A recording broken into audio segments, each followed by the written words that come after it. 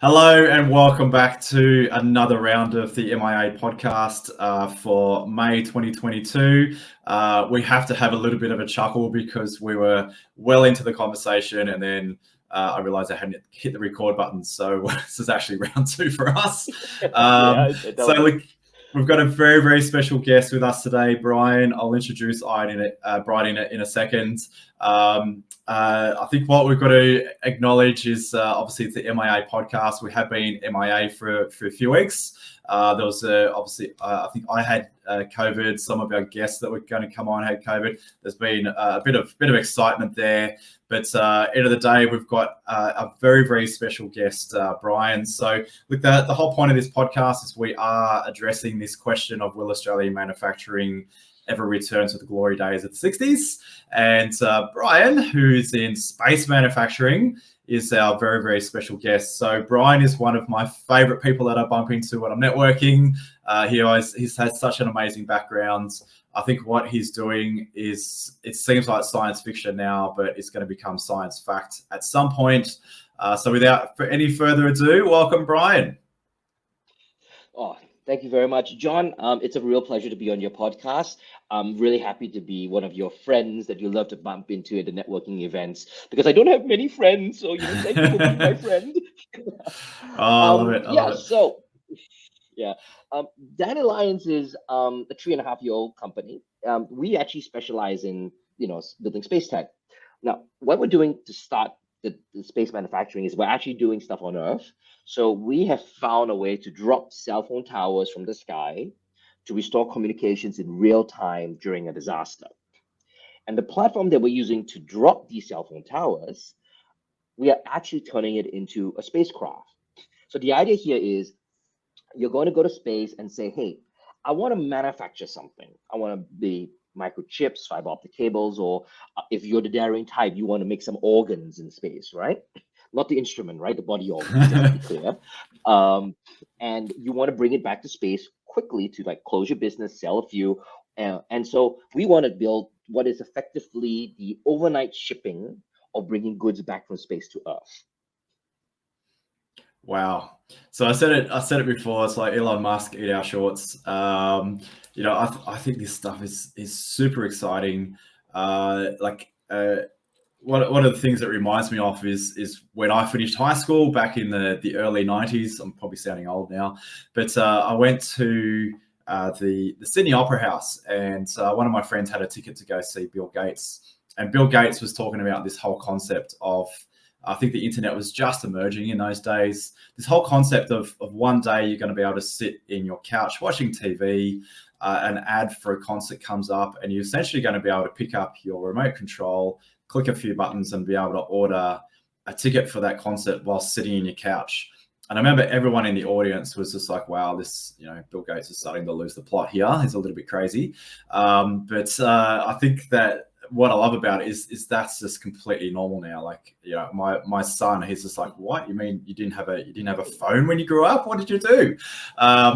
So I love, and I'm sort of making this sound as though it is science fiction, but obviously for you, it's a vision for your business, and it's a very, very exciting vision. So can you just share a little bit about how you got into this? What's your backstory? Okay. First, I'll put a disclaimer out there. Everything I'm going to say will probably classify me as a nutcase. So if you hear crazy stuff, please understand I am the nutcase, and maybe I'll get it right. Who knows? A sane how do I get nutcase. started? Yes, it's a sane nutcase, right? The story really begins when I came to Australia 20 years ago to study. And I decided to stay in Australia. I joke around, I grew cement boots and got stuck in the harbor. That's the Chicago mob. They would put cement boots on people and drop them in the lake so you wouldn't find them. So I'm now stuck in Sydney. I'm not going anywhere kind of category. And I suddenly applied for my permanent residency to stay in the country. And I had this weird scenario happen to me where they put me on bridging visa A while I'm waiting for my PR. And I had to wait on bridging visa A for 6 years. Now, long story short, bridging visa A gives you full permits to work full time, but they can kick you out of the country within 30 days notice if they don't like you for whatever reason. That means nobody actually wants to hire you for anything serious because, Mm. who wants to put all the effort to a 2 3 year contract when you sign the paperwork and then so I gotta go, immigration told me to go. So it was really hard to get work actually in for the level of skill I had developed. So after a while I decided to become an entrepreneur, cross my fingers, hope to make a living on my own. And I was at it for quite a while, and it didn't work out really. I recall my friends, my fellow entrepreneurs, pulled me into a bar, got me a giant beer, got me starting drinking, and go, Brian, your stuff isn't working out. What do you actually really want to do? So I took the giant beer, I go, and I'm a lightweight, so I would halfway to the beer, I was already drunk. I smashed it on the table. I go, I want to build spaceships, and the whole room cracked up and laughed because they thought he's drunk. He's not even serious anymore. We can't do this conversation. There's too much alcohol in him. Um, but that was actually my serious answer. So Yeah. I sat down after that and said, how do I do this? I didn't know anyone. Space industry back in 2012, 2013 didn't really exist in Australia. So I went to the University of Amazon textbooks. Um, and I bought everything I could and read everything I could. Um, I eventually managed to actually get to the United States. I got to Silicon Valley and I managed to raise 5 million USD seed for a space company where we built a satellite that fits in your backpack. And the idea was it will take photos of the Earth, but instead of coming back with colors, we'll come back with chemical data about what we're looking at. And when that wrapped up, I decided to come back to Australia and start my current company, which is Dandelions. So I mean, I would love to obviously have a bit more of a chat about those times in Silicon Valley, and I love the way you just popped it in there. You know, we just created this satellite that launched. I'm assuming that took a fair bit of a fair bit of nous. So yeah, just a little bit. Look, and obviously the whole point of this podcast is where we're looking at Australian manufacturing.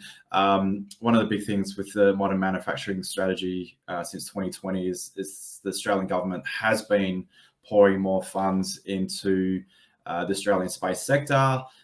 There's quite a lot of next generation manufacturing coming out of that, you know, with 3D printing and manufacturing techniques and whatnot.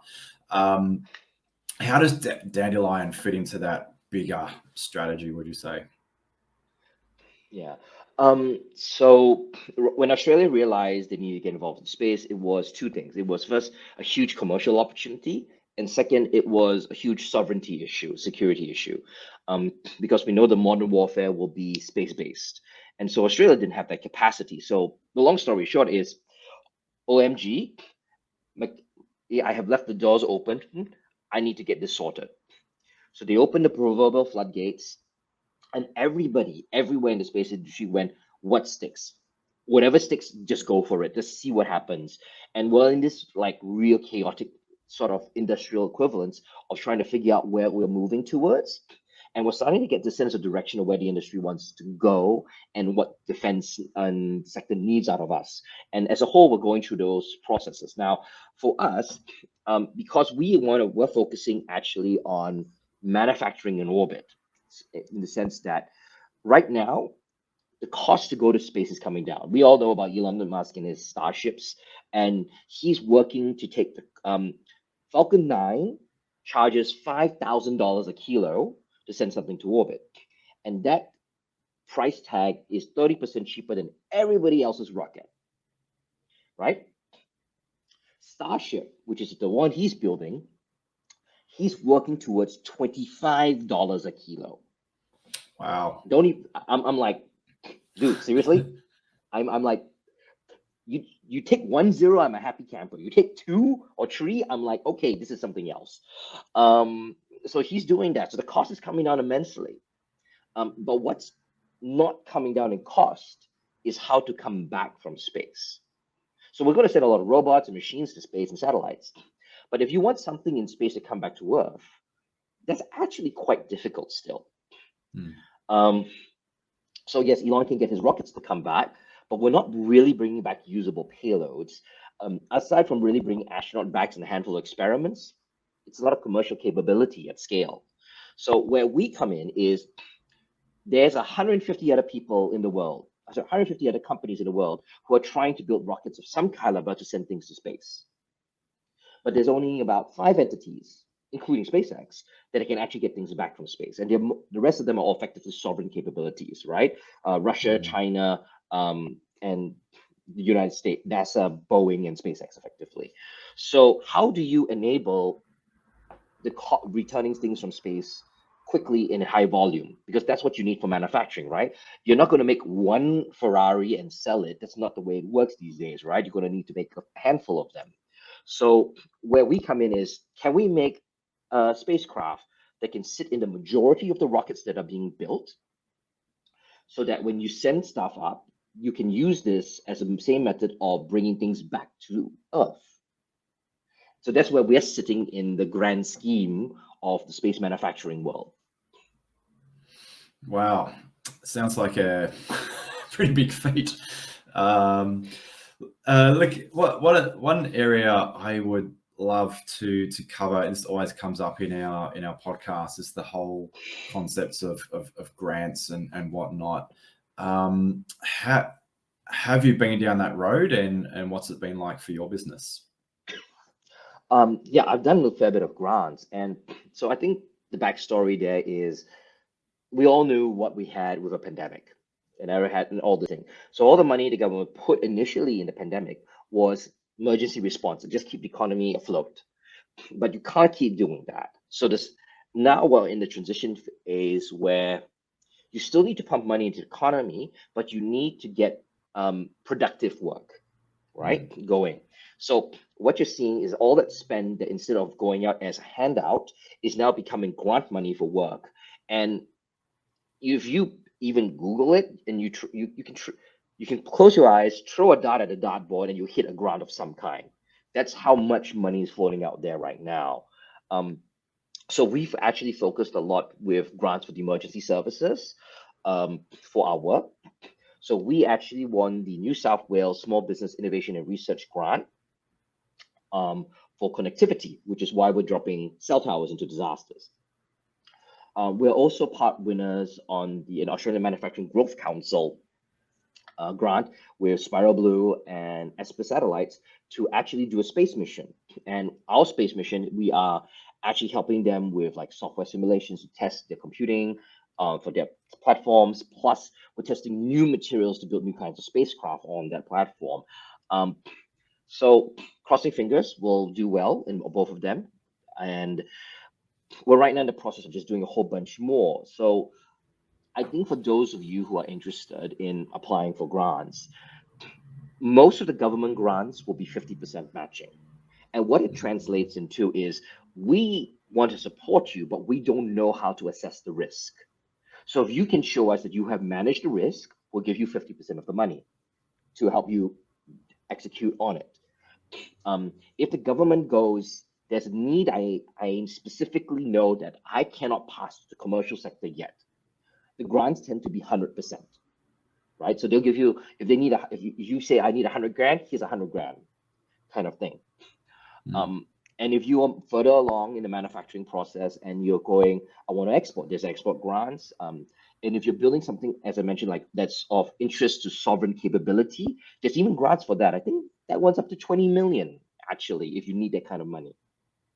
So there's a lot of resources here in Australia, both at state and federal level, to actually kick you started. There's a huge economy of grant writers and government agencies who actually help you through this process. We do a lot of work with the New South Wales Smart Sensing Network, actually, in collaboration with universities to actually acquire these grants. So really a shout out to them for their hard work. They're really good at what they do. That's, I would say, how like the grant sector here in Australia is going. So what you want to do is go to them and find the grant for the right risk profile. If you have an idea on a piece on the back of a napkin, you're probably going to need a little bit of work, but they'll give you 10, 20 grand if you look around to do stuff. If you have something that's like first prototype out of the factory floor, just want to see it works, there's another grants for that. And if you're going, I'm ready to go mass production, there's another grant for it. So don't try to go for the big dollars. Go for the small ones. Build like your CV in grants, right? I got the small ones first. I got 3, 4 of them. Then go for something a little bigger, a little bigger, a little bigger.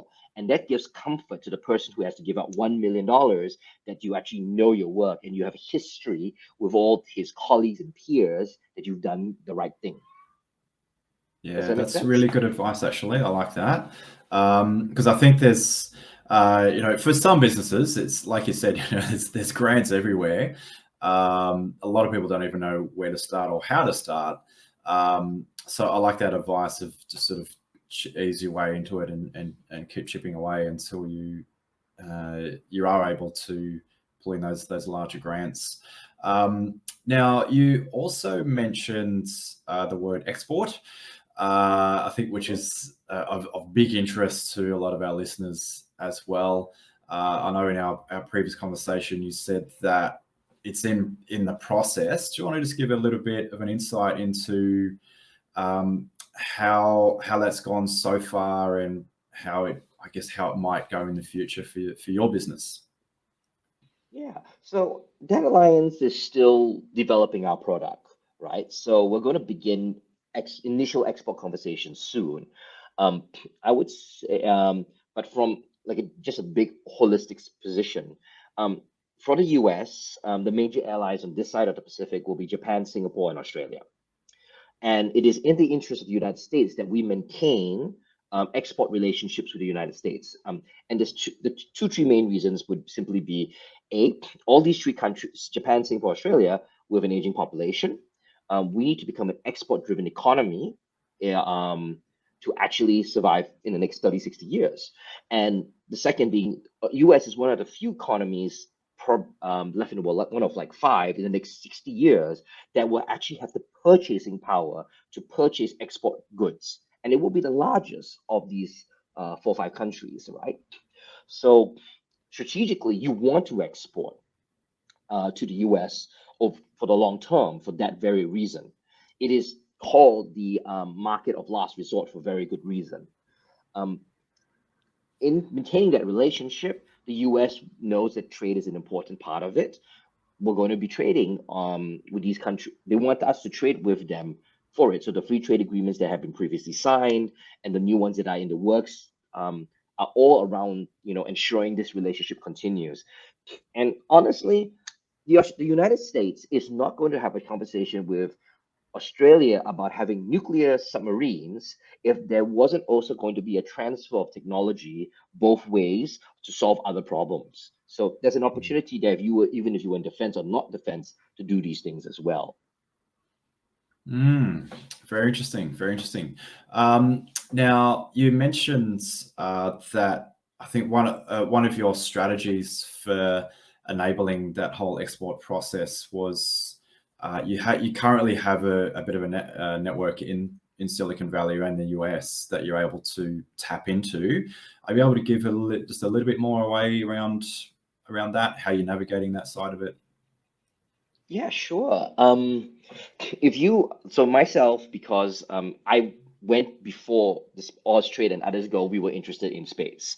Uh, so I had to build my network on my own. So went down there, built the network out, and so when I go back with Dandelions, I can call up a friend, mate, can you introduce me to this person, that person? I'll buy you a beer, kind of thing. I have that opportunity. And while it's a luxury, it's also a lot of work. Because those maneuvers don't let me have government backing.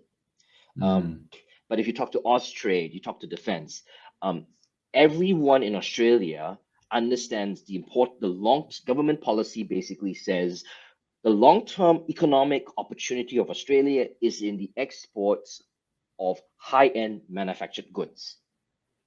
And we need to support the industry in every capability. So New South Wales Trade, Austrade, Queensland equivalent, all of them are helping you actually do that. So if you talk to them locally, they and say, I want to go to the US market. they will help you. You want to go to the Indian market, they'll help you. So take those pathways with you, right? It's a lot easier to go with government backing than it is to go on your own, in all honesty. It's that's actually better than going on your own. I would rather go with government than had to build it on my own. It's going on your own is, how I put it this way, on a scale of 1 to 10, if you go with government, you're already like a 6 or 7. Like, there's enough trust, the government is backing you, people will pay attention. If you go on your own, you're starting at 0. So only until you are like 8 and above, then can you get the advantages of not with government. But by the time you're 8 or 9, government want to collaborate with you on execution into those industries, right? Because they themselves go, how do we get people to 6 or 7? They need people who are 8 or 9 to work with you. So there are people who make money by being 8 or 9 on that scale and pulling government to set up for the rest of the industry. So if you find these people, they're networked up the wazoo and they know holy craps amounts of what's going on in industries that they are involved in. Wow. So now, those, like, talk to those people. So that's the same. Austrade is obviously, they're working with the equivalent at the US end, or how does, is the US government, are their agencies essentially teaming up with Austrade, or is it more Austrade teaming up with the private sector? How's that work? There's a lot of private sector. I think that what we see is a lot of private sector involvement in training with Austrade. That's what's going on. And if you talk about government to government, look, those conversations take years behind closed doors. So we only see the end result of it versus the actual result. It's safe to say those conversations are ongoing for sure. Because of the COVID pandemic, and everybody knows there's this massive supply chain issues, the entire world is reorganizing its manufacturing capacity, right? And in this massive reorganization, and we're talking here about something like 10-20 trillion dollars of capital expensive manufacturing being moved around right now globally. And because of that, where does it all land is a question mark in everybody's heads. So Australia says we want to do high-end manufacturing, and the US says if you can do that, there'll be stuff we want to buy. Yes. And the US is also taking manufacturing back to its own country for its own benefits, right? So one of the things you want to be aware of is the NAFTA Treaty, North American Free Trade Act. And it's for certain categories, you require that 70-80% of the components be manufactured on the North American continent. So if you're going up against those sectors, you will actually have a harder time unless you are one of that 20-30% components that they don't have in North America. Right, so there's an opportunity there. Is that that 20-30% gap, is that something that Australian manufacturing is looking to fill? Because there's obviously a lot of opportunity there. Do you have any information around that? Look, I don't know. I can't speak how the entire industry is going, right? So certainly as a strategy, as a general strategy, is we build our capacity, we go to the US, see what people buy. And we want to, of course, go find the pathways that have the least legislation and bureaucracy that's affecting us. So we want to make products that we know cannot be made on the North American continent, ideally, because then there will be no tariffs for our purposes. Our product's unique, so we believe we can actually achieve that result and not get into trouble. If you're manufacturing a bit more of a commoditized item, then the question is, are you selling a part that cannot be manufactured locally in the US? And if that's the scenario, you'll be fine. If you are manufacturing something that can be manufactured in the US, then there's going to be a bit of a protectionist kind of conversation because they want the manufacturing to be in their own country themselves. And they don't want the same supply chain risks as we are experiencing right now as well. That's true. That's true.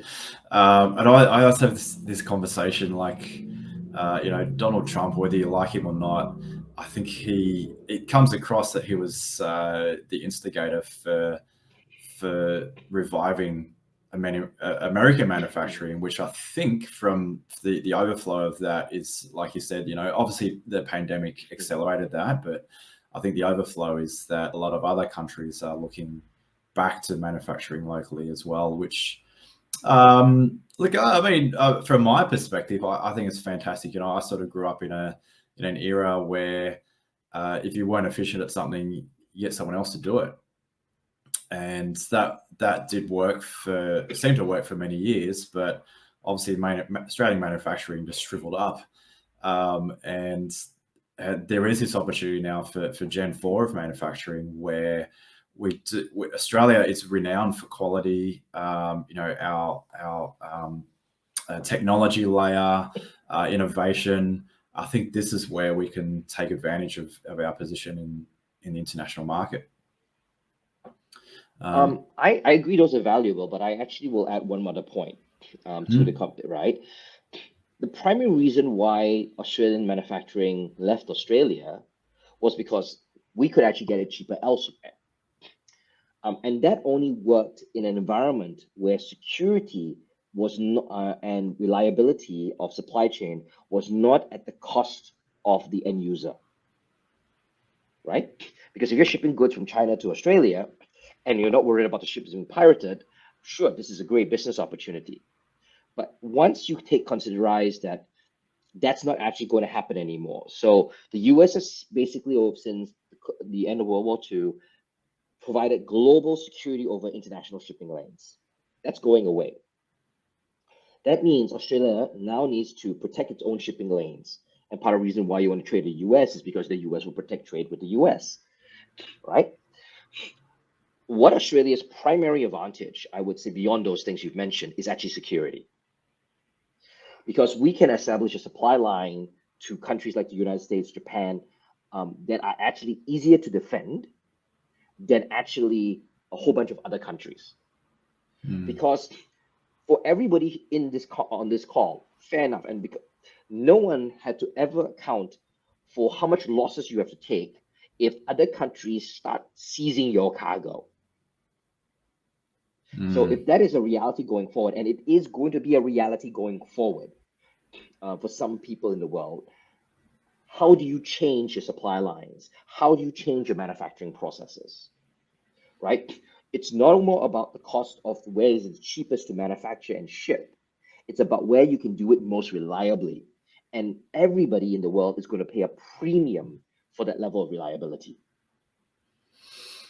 Wow, that's a fascinating angle, and I hadn't thought of that one before. That's I guess it's adding a whole layer to our strategy, isn't it? I don't know how many of our listeners would even be aware of that, but that's very insightful. Thank you. Yeah. No worries. So look, I think one of the other questions which I find is interesting out of the back of this as well is this whole jumping back into that whole, will Australia return it back to the glory days of the 60s for manufacturing? From your perspective, I guess our traditional manufacturing, I guess what a lot of general Australians are used to manufacturing is like the factories and the food and whatnot.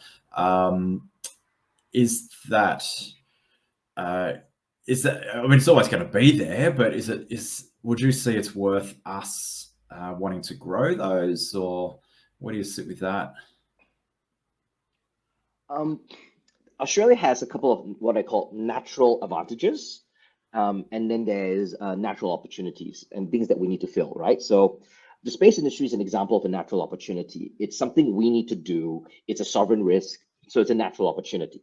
But natural advantages is always going to be actually in agriculture, mining, logistics, actually. So Australia is going to continue to feed much of Asia, right? So we're going to always have this massive manufacturing capacity to actually export agricultural goods.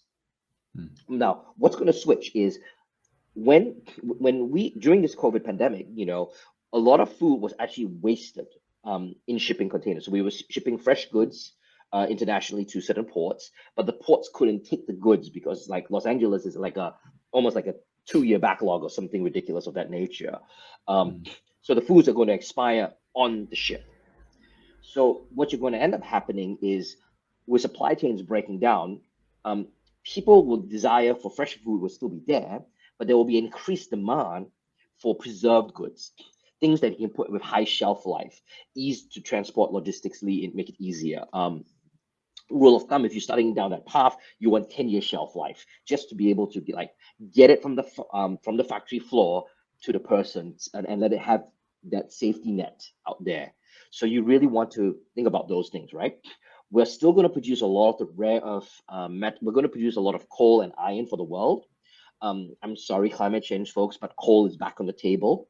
We're going to lose Russia's and Ukraine sanctions are going to take 5 million barrels of oil off the a day off the table, and that's a really that's like globally affecting prices. That's why the prices are skyrocketing. Um, so what's going to happen is Australia is going to actually focus on itself internally with coal to fill in the blanks to the countries who can't get the oil.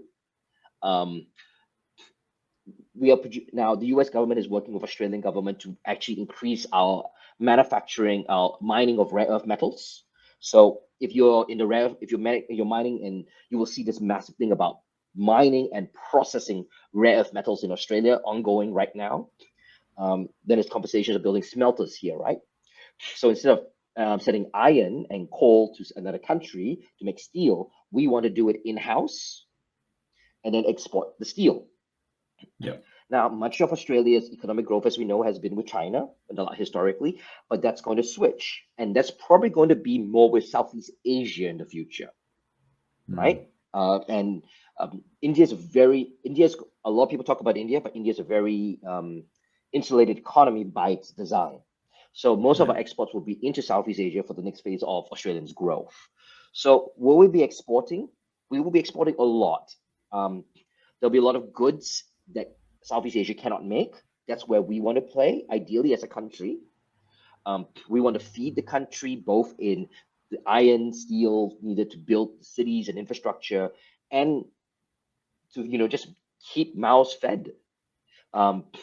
Because what a lot of people don't realize is that with the Ukraine and Russian crisis, between Ukraine, Russia, and Belarus, this created huge shortages in all the fertilizer types globally. So if you're not careful, it easily could become a billion-person class famine by the lack of material that's coming out of these countries. So there's this huge rejigging going on right now to just make sure that we never actually get there.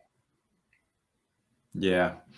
Look, I'm fascinated about the strategy to bring the processing side of mining back into Australia. I think it's always been a big complaint in the general population is that essentially we dig stuff out of the ground, send it overseas, and then we pay to do something with it. If we are able to pull the resourcing back in Australia, that's obviously a huge advantage for us. And I think there's obviously new technologies, new techniques, whatnot that are aiding with that. And as you said, the food is an interesting one as well.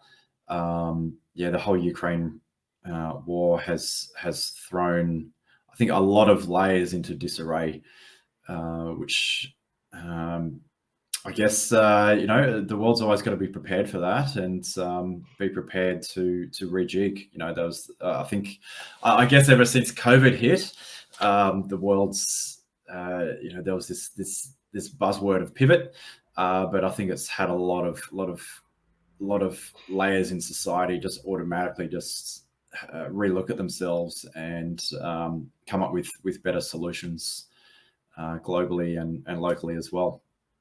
So look, as with all our guests, I know we could probably sit for days on end talking about so many different topics here. I think one thing I'd love to is there anything else you wanted to just share before we were sort of coming towards the end of the show? Anything else you wanted to share at all? I just for your listeners to your podcast who I know in the manufacturing sector, there's a lot of support, a lot of help. More needs to come, and that only comes because they see people try. So don't be afraid to take the leap. into this world of manufacturing. Don't There's a lot of people who want to support you, both in government and in the sector. Like I might be building spaceships, but I need to buy parts to make the spaceship. I want to be a customer of these suppliers. So and if I can buy more of my materials local, that makes my business more resilient to change and risks, right? And that's what we all want. We want a resilient Australia to survive going forward. And the only way to do that from a manufacturing perspective is for people to make every part of the supply chain here in Australia, so that when I choose to build my fancy satellites and spacecraft, I get to put a label that says it's 100% made in Australia. So please get started. And everybody wants to see everybody succeed in that regard. Yeah, absolutely. And, I have to thank you again, Brian. One of the reasons I do love bumping into you at networking groups is, you are a beacon of optimism and possibility. And I think that's what we need in Australian manufacturing as a whole, for us to get our confidence back in the world market and actually just get out there and get stuff happening.